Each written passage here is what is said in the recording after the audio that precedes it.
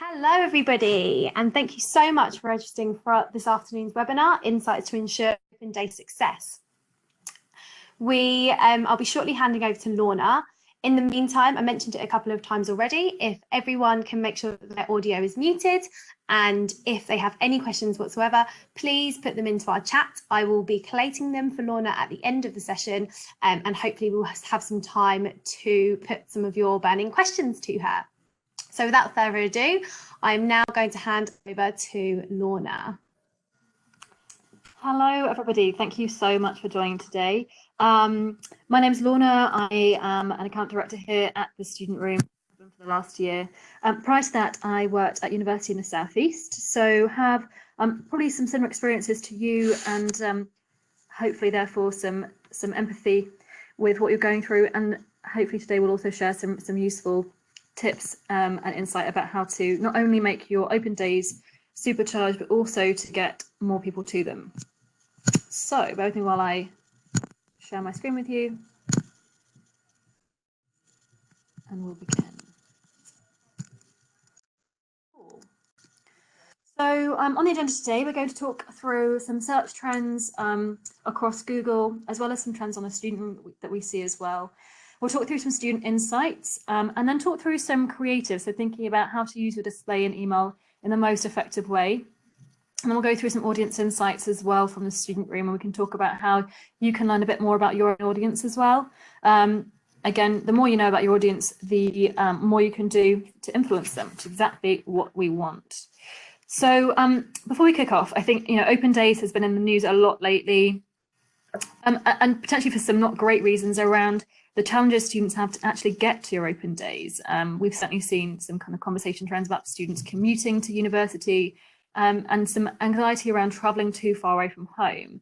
I think part of that is anxiety, and a big part of that is also the cost of travel. So it's amazing to see some news around rail firms offering free trips. This is with the University of Worcester, and Anne-Marie Canning from King's College London has talked about this extensively in relation to WP, which is obviously a big thing on everyone's radar.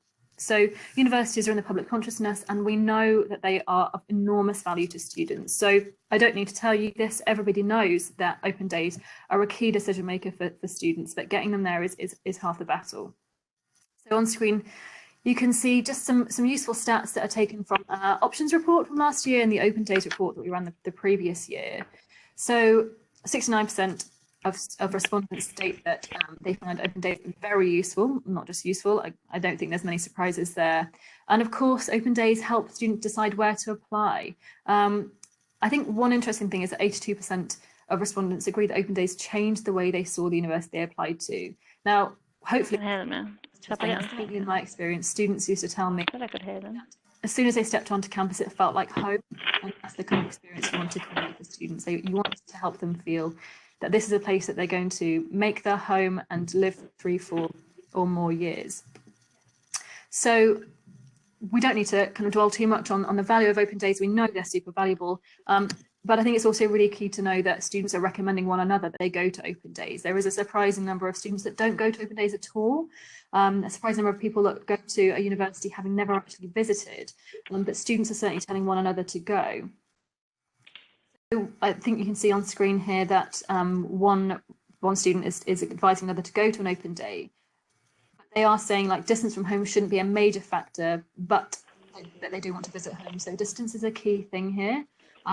So thinking about any universities that are on the webinar at the moment, where you might be kind of in a far-flung corner or maybe just difficult to get to, have a think about how can you position yourself in such a way that you're going to be easy to get to. So is it easy to get to you by train? Do you provide free shuttles? Do you make it super easy for young people and their parents to come to visit you? That's a kind of a key consideration. Not everyone has the luxury of offering free rail trips, but there's lots of other ways that you can make sure that it feels really easy to get to you.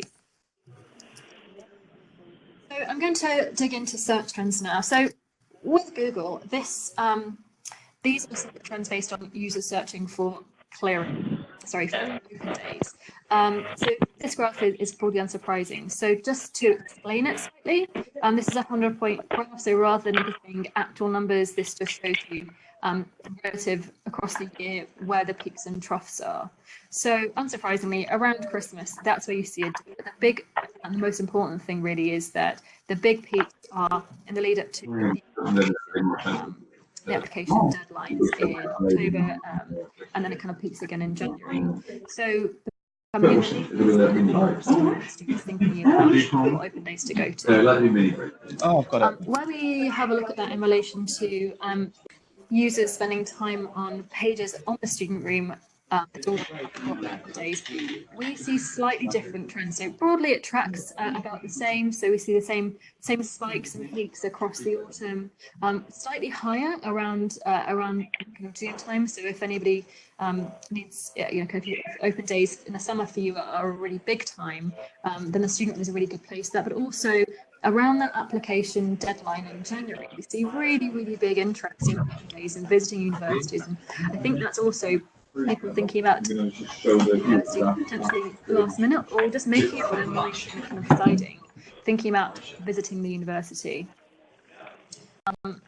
Think about in that regard. Continuing trends on the student room. For the open days, we support students an awful lot about making sure that they know which universities have open days and that they can easily register for them. So as part of that, we have an open day calendar. And this graph shows the pages to that open day calendar across the year.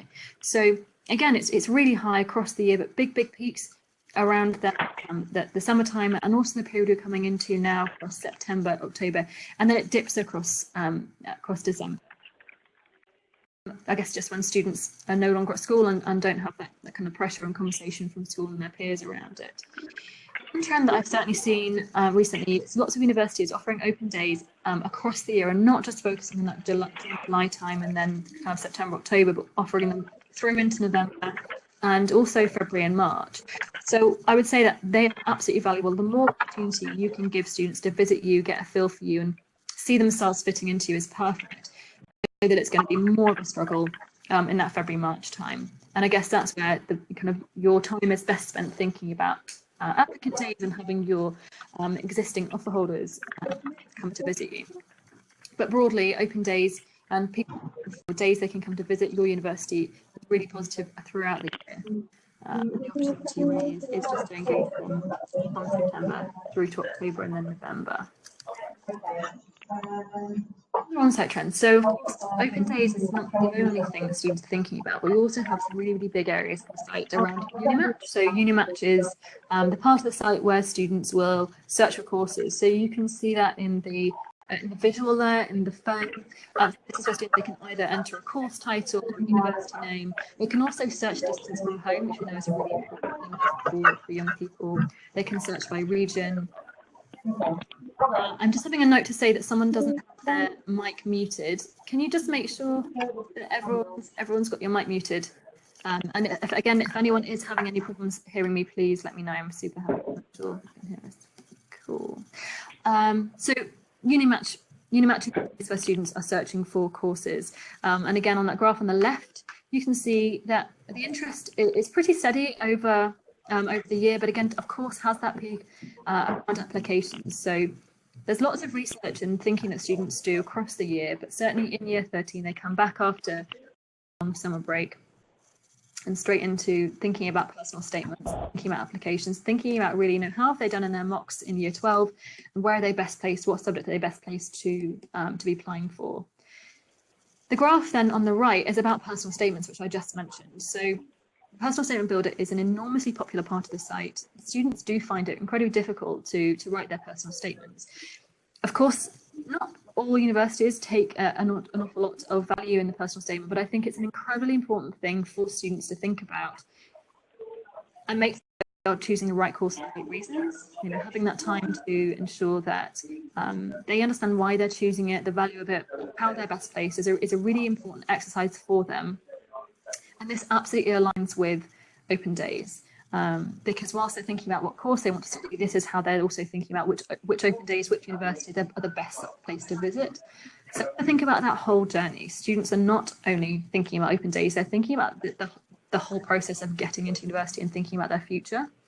Something that we're not going to talk about today is the exam season, which is an enormous part of the journey as well, and perhaps we'll talk about that on another webinar another time.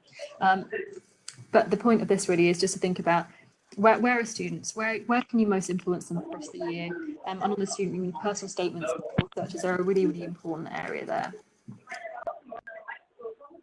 Open day engagement. So these two graphs show you engagement and page views on the open day posts. So this is where students or users of the student room have posted threads in various forums, and it has open day in the title. So this is where students are specifically talking about open days. The graph on the left shows the trend from everybody over the course of the year. And then the graph on the right shows the difference between years 12 and 13. So again, this is really steady across the year, but has a peak in January, which we've seen before, and then really steady across the rest of the year. What's really interesting here is how the year 12 and year 13 experience is kind of inverse, which is really unsurprising. You know, the start of the year for a year 12, when we look at that blue line, the start of their year is September, so it's really low. They're just getting into A-levels. They have, you know, left the safety of GCSE. A-levels are really difficult from memory, and it stays really low until the summertime. And the summertime is obviously when the first open days start for year 12. So if they're super eager, then they'll come to visit you in June and July, and that's when that starts to pick up. Influenced partly by teachers, parents, and of course also advertising. You know, if you're telling young people to think about open days and to come along, of course they're going to be searching for it. Of course they're going to be posting about it and making sure it's on their radar. So as year 12s turn into the year 13s, you can see just above August, it starts to kind of peak for year 12 in June, and then continues to rise through from July and then up through September, October, and November, and then really high again in January. So for year 13s, open days is crucial, but the journey starts in year 12. You can see the journey really starts kind of picking up in that April time in year 12. So across the year, there's so much opportunity to influence them. This graph shows you the calendar year rather than the academic year, and I think it's just really important to have a think about where students are in that cycle of applying to university and where open days fits in that. I think it's really interesting that there's still kind of quite a big interest really in open days, even in March in year 13. So at this point, students have already applied. But that doesn't mean to say that they are completely set. So they've obviously applied for maybe 5 places. If it's March, you know, UK sector will have opened, and there's an opportunity there to change their mind, to reconsider. Perhaps they haven't even applied to university yet, and they're going through kind of planning to go direct into clearing. Certainly this year, there's a big trend towards applying directly into clearing.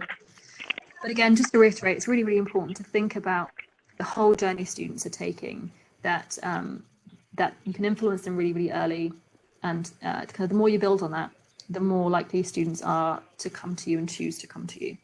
So in terms of students' questions and concerns, I think, you know, we're again in a privileged position to hear daily what students are interested in. Some of these are examples of questions that students are asking about open days. These are among the most popular threads that we're seeing. So is it normal to go to 30 open days? I would say certainly not. But I think it just shows you kind of the commitment and interest that students have in this and how much they really recognise their value in it. But there's also some softer things in there. You know, there's kind of things around anxiety coming out. You know, university is not just an academic experience. It's not just about getting a job at the end of it. It's also a vastly social experience and a cultural experience. So thinking about what to wear for a uni open day, or thinking about, you know, is it weird to go alone? These are big anxieties. And I think making sure that when you're talking to young people about open days, that it's as welcoming as possible and embracing as possible is really, really key. I mean, football, of course, we are in England, so it's really important. You know, football kind of rules a lot of stuff, but certainly have a think about the days that you're planning your open days. Have a think about your competitors. If you're releasing your dates early, or get them planned in early, that's to your benefit, I would say. It's always a challenge if your direct competitor has their open day on the same day, or any other university locally has a university on the same day. That will absolutely have an impact on how many people choose to come to you. You might not impact your registrations, but actually people turning up, that will make an impact. So just be aware of that. And I think, again, they're just thinking about those anxieties. that there's two questions at the bottom. So I'm really anxious about going to an open day, and then another one, will missing a university open day look bad when I come to apply? I think part of this is about transparency, about what admissions teams and kind of what the application team can see when the student is thinking about it. I wonder whether also there's something around there being absolute clarity between applicant days and open days, offer holder days and open days, because they really do have different purposes. And then that final question is about what questions should I ask? So I think this is where students really know that they want to experience it, but thinking about what they want to get out of it is really key as well. So I guess also thinking about content marketing here, what can you do? How can you help advise young people about what they want to get out of an open day? What questions should they ask? These are, ask your current students, ask your academics, what questions do they want to receive? What questions do they wish they'd asked? If you can provide some really great advice and guidance to young people about how to get the most out of an open day without phrasing it like that, because I'm sure I've seen about 10 different articles about how to get the most out of an open day, then that's great. Providing that really clear value and being really supportive will create a really fantastic hook for you. And one final thing, just to kind of loop back to what we were talking about initially about what's in the news at the moment about the cost of coming to literally visiting university, not even just the cost of fees and kind of once you turn up, but the cost of getting to an open day. Money and finances are absolutely a key consideration. Lots and lots of students and parents feel they can't afford to come, and it needs to be as easy as possible. If therefore you're able to offer things like free water, free food, if you're able to provide a really, really clear value exchange, that's going to really help you out. And open days are expensive. I absolutely understand that open days are super expensive for universities to run, but again, they provide enormous value. And if there's something you can provide that will get more really bright, really motivated young people to visit you and to spend a day or more than a day out of their time to come to see you, all the better, and you'll find them much more successful. Finally, we just got a couple of word cards here, and this broadly finishes off the trends that we're seeing to share with you. So what I don't really want to think about this as a direct comparison, but just interesting to see the nuances between what students are searching for via Google and then what they're talking about on the student room.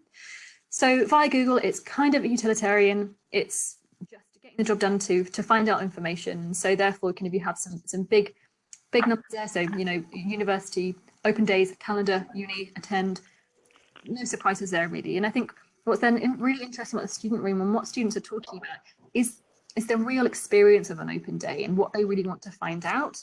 So there's an awful lot more words.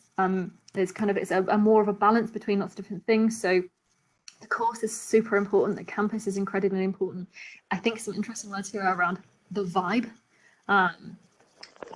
satisfaction, how easy it is to book, the reputation, lecturers, the nightlife. Like nightlife is an important part, kind of decision maker for lots of students, and they want to hear about it. So really what students are thinking about, talking about, connected to in the student rooms about the true experience of an open day and what they should be expecting.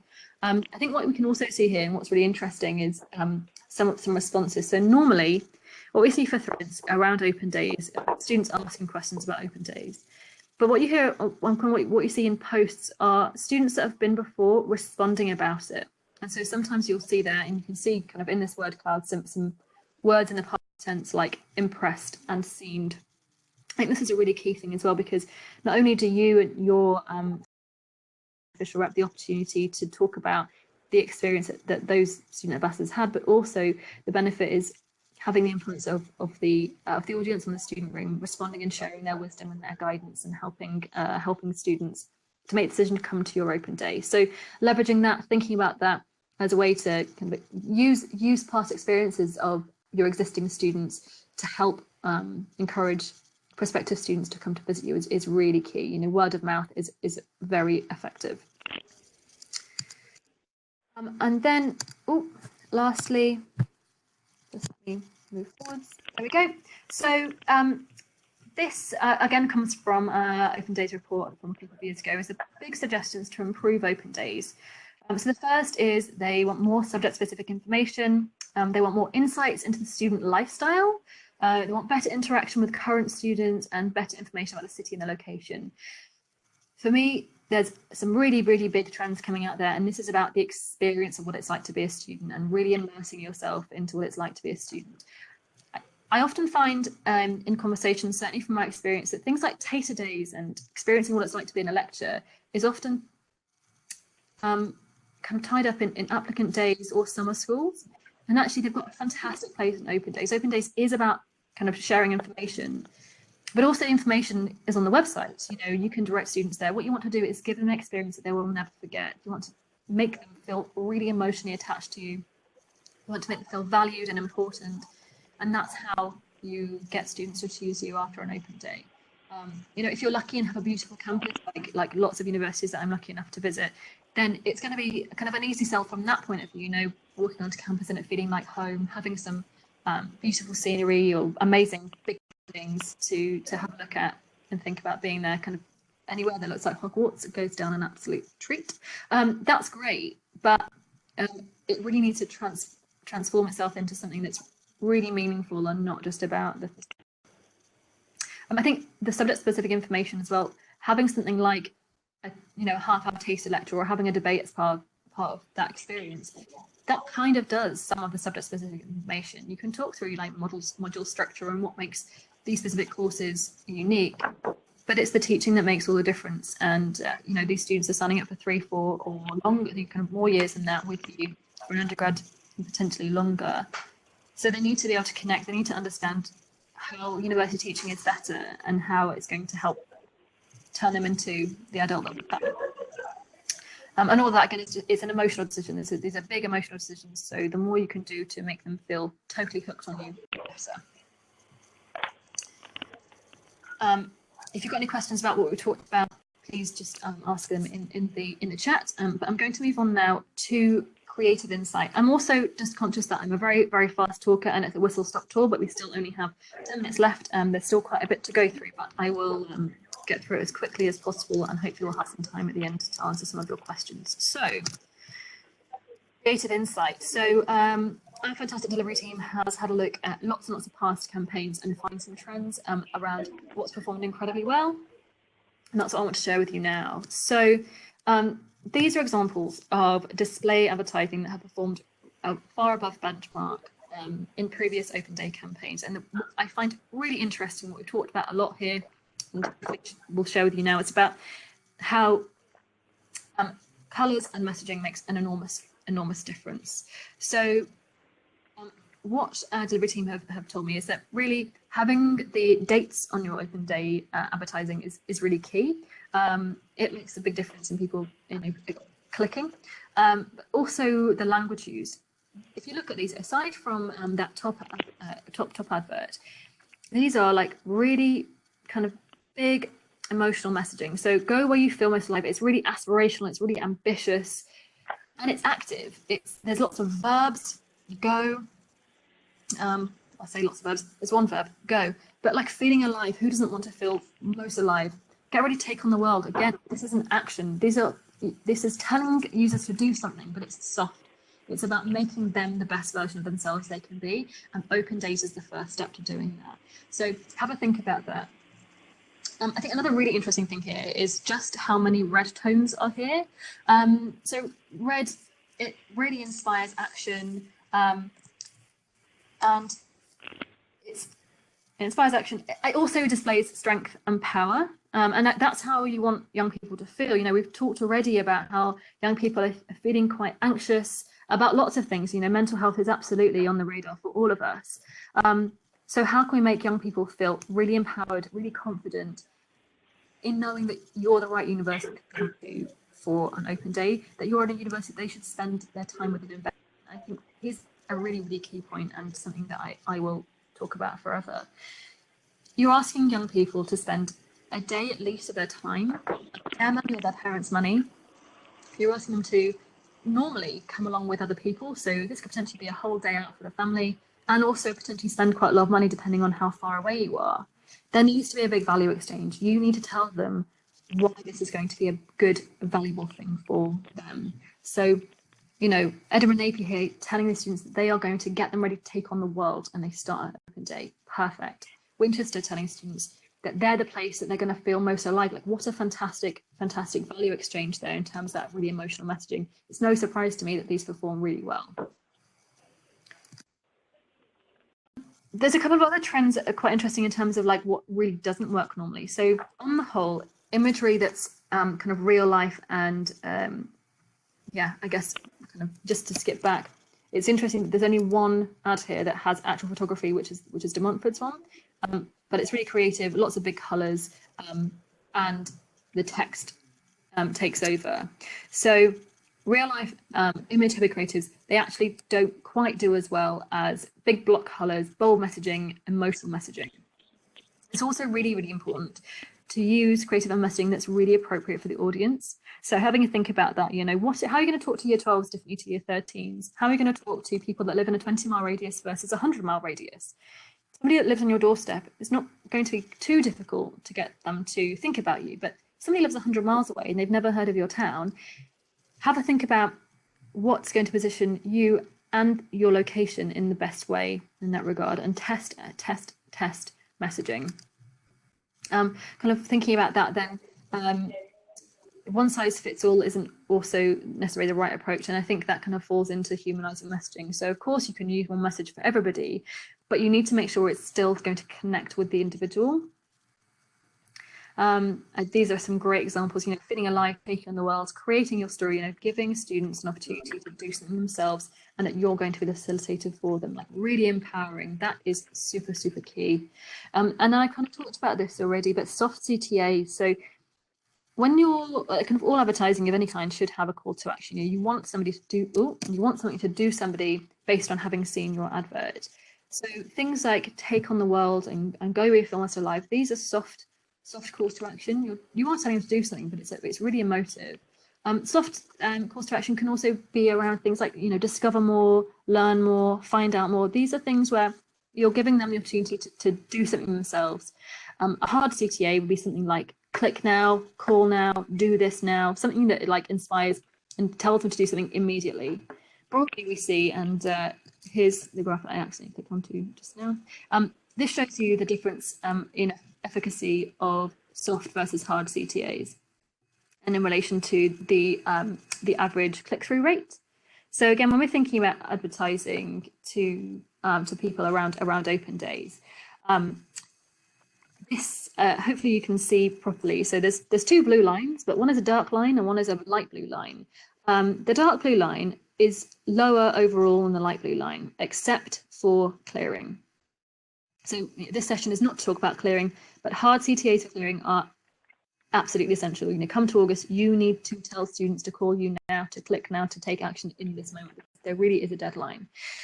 In contrast, other times of the year, things like open days, things like applying now when they have more time. It's really, really important to understand that this is a big emotional decision and not to force them to do anything they don't want to do.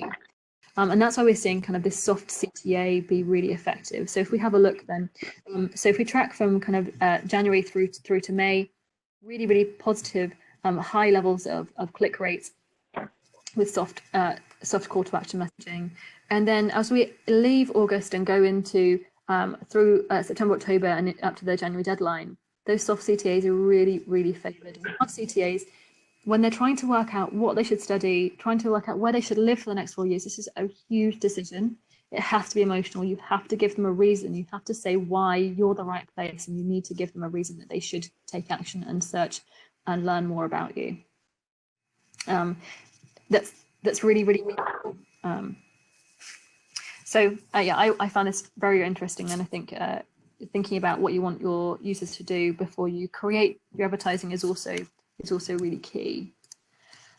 In terms of email, so we've talked about creative for display, but emails are also really effective around open days. I think there's again some really big things to think about. So firstly, what is the purpose of an email? It should always come back to the fact that the one big goal of that email is that you want the user to leave the email. You want that user to leave the email by clicking on it. You don't want people to spend a lot of time reading an email. You want them to see a message and click and come through to your website. So thinking about that then, if you are messaging and emailing an audience completely cold and you're saying, hey, come to an open day. So let's assume that you send an email to 10,000 people. They have never seen any advertising from you. You don't spend time talking to them. You're not really visible. There's not a massive reason for them to come to your open day. or to learn more. So the opportunity here then is to give your audience a big reason to believe in you. Why are you great? Why is your university the right place for them? What's awesome about you? The other thing is start a story, but don't finish a story in email. Start the story. Not to say that it's, you know, it's not about being clickbait. It's about starting something that feeds into curiosity, feeds into intrigue, things that you should know they're interested in. So thinking about that then, subject-specific email is really, really effective around open days and around applications. So thinking about that is really key. Also, kind of, I've said this before, but creating an emotional connection and an attachment with a value exchange. So there's lots of ways of doing this, but fundamentally, if you give students something that is of value to them, they will have an emotional attachment to you. So that might be that you create an amazing revision guide for them. You could create a fantastic guide to the city that you're based in. You could create an awesome, like really interesting download of the subject they're interested in, you know, like what's the new research that's kind of super applicable to them coming out of like physics, or what interesting people have you had on campus recently that fits in with what's topical at the moment. Think about that value exchange and make sure it's really, really clear that you give them something and they understand why you're fantastic. That value exchange and the emotional connection is also why things like summer schools are so effective and such a great way of creating engagement and also kind of brand alignment and brand recall. And then the last thing for email, always test your subject lines. Certainly for us, if we don't receive at least 2 subject lines, then the team will push back, and we want to make sure that we're learning every single time. Everything you do, you should be learning from. Another really interesting way to test and relating, so kind of thinking about how display and emails work together.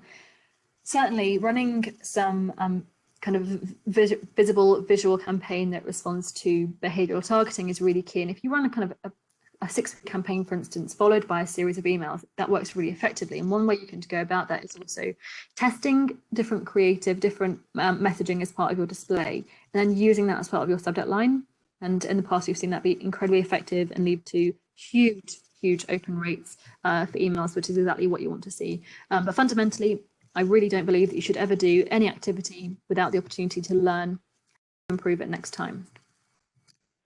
So just questions to ask yourself on this point. Whenever you're thinking about creating your display or email, just always think, put yourself in a 17-year-old's shoes, or, if you think about postgrad, a 21-year-old's shoes. Would you click on this email? Like, what does it give you? What reason does it give you to click and take action?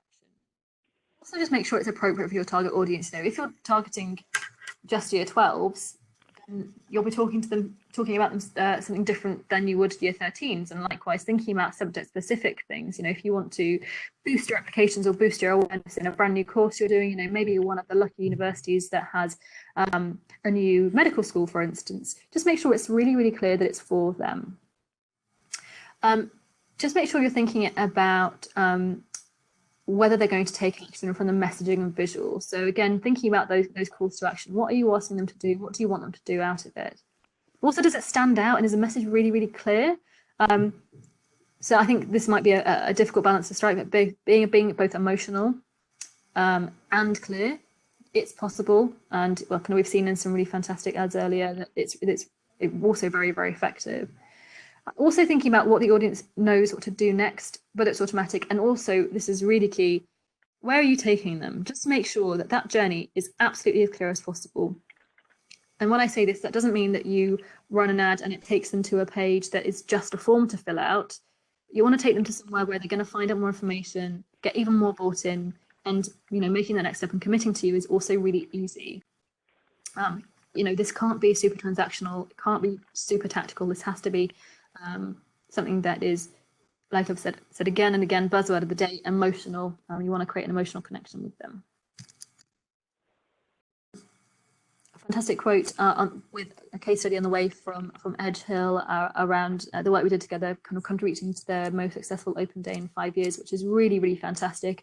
And there's lots of universities that we help every year. I imagine there's lots of people on this webinar that has benefited from working with us, and we love working with you. We love getting young people to help them go to open days. I'm just going to finish with some audience insight. So with all universities in the UK, you'll all have forums on the student room. So whether you're Oxford or Cambridge, or a smaller university or a new university, there's a forum for everybody. Because of that, we then know an awful lot about the people that are interested in you, and we can tell you more about your own audience. So thinking about that then, I've just put together some stats around the different, this is not a university forum, this is about a different forum, but just gives you the kind of insights and the kind of information that we can share with you to help supercharge your insight into your own audience, but also the campaigns that you're running. I'm also conscious that we're running out of time, so my apologies about that, but we'll be done really quickly. So this information is from the Applications Clearing and UCAS forums. This is the largest forums on the student room. It's certainly very busy this time of year, massive in August, where students are talking about, oh my goodness, what subject should I do? Should I change? I didn't apply, can I apply now? What happens if I miss my grades by 1 grade? Lots of big questions. So what's really interesting here is we can see where students posted in this forum, the other forums they posted in over the last 12 months. So this shows you the top forums, and we can see this for your own university. So have a think about kind of what subjects you might want to see in this list. If you offer law, then hopefully you'd see law at the top. But if you don't offer medicine, perhaps it'd be interesting to see whether medicine's in there. I think what's really interesting here is that users will be posting, thinking about lots of different subjects, certainly early on, and actually as part of this report, we can also tell you the different age groups that are posting. So what you might see is quite a lot of year 12s and 13s posting. And often that's about thinking about what subject they should study. So often there's a big overlap between things like economics and business. There's a big overlap between dentistry and medicine. There's also a big overlap between engineering, physics and maths. I mean, that's no surprise really, but I think this is really, really key to think about. Lots and lots of people are thinking about lots of different subjects, and it's really difficult to know what you want to do. Sometimes it's that you're interested in something but not that good. Sometimes, if you're super lucky, a super lucky 17-year-old, you're really good at loads of stuff, and trying to work out exactly what you want to do is really, really tough. I think the key thing here, though, is for you kind of getting in touch with us or your account manager to learn a bit more about which are the big subjects for you, for your audience, and how far that aligns with what you want to see. If you're not seeing the subject areas you're trying to push, then that's a problem that we can hopefully help pick up with you on. But also you might be seeing subject areas that you don't even offer. So it's thinking about how that aligns with how students think about you, and also how you can influence them. If students are talking about a subject area that you don't offer, it probably means that they have an adjacent subject area that they're thinking about. So let's talk about that and find out the trends for you. Similarly, we can do the same thing around forums site-wide. And I think for me, this is a super, super key one, which is just thinking about the fact that the students we're talking to, prospective students, they are not only applying to university, they're not only coming to open days, they are all-round people. These young people are thinking about what they want to do eventually. They're thinking about what new makeup they want to try. They're thinking about whether or not they should dump their boyfriend before they go to university. They're thinking about what job they can get. They're thinking about money. They're worrying about money. They're worrying about their parents. Young people that we talk to have an awful lot on their plate. And so I think it's just, I always think it's really important to see this, just to understand a bit more about the people you're talking to. They are not just university applicants. They're young people with hopes and dreams that aren't all about university. And I think for me, it's just a sobering reminder. It's also really interesting to see just how engaged and interested they are. So as you can see here, unsurprisingly, people posting in Applications Clearing and UCAS are also posting in A-levels. No surprises there. They're also posting in University Life and GCSE. And the top subject area there is mathematics, probably because it's an incredibly difficult subject area to focus on, but also really popular subject to study. So again here, where else your students are spending time? Are there any trends around things like sports? Are there trends around mental health? Are there trends around the students' interest in you also being really politically active? Let's have a think about that, and let's also think about how we can leverage that and how we can learn from that to influence all the work that we do together.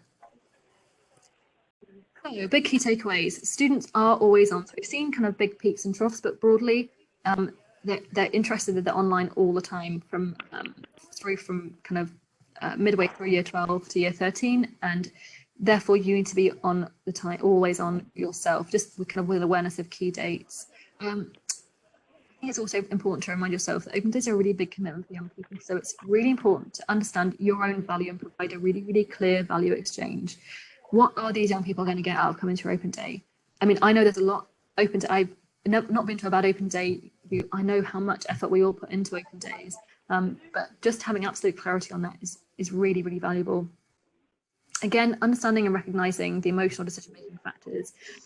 Such a big emotional decision coming to university at all. It's whether young people really kind of understand how they're feeling. It's what kind of sets them off on the rest of their life. So just have a think about that, and just make sure you're creative, really respond to understanding that big decision for students. And then use email to really inspire to tell a story, and really use the email to get them to leave that email and come to your website. So just remember that the goal is to get them to leave that email. And finally, let us know any questions you have about your audience. We want to help all of your campaigns, every activity you do, as effective as possible. And we'll send this around later, but you can sign up to kind of to get a phone call to learn more about your own audience and how we can help shape that for you and influence your future campaigns. That is everything. So if you want to find out more about open day campaigns or learn more about your audiences, just email us, or we'll send out an email shortly with how to sign up for those updates.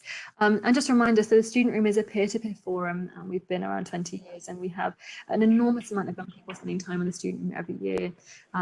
Our goal and our mission as a business is to ensure that we help young people through whatever pathway they want to choose in their life, and just make sure that they're the best adults they can be in the future. And certainly that's my goal every day. So with that, hopefully this has been really useful and informative, and hopefully we'll speak to you guys soon. So thank you so much for joining us. Thank you so much for your time, and next time I'll run on time.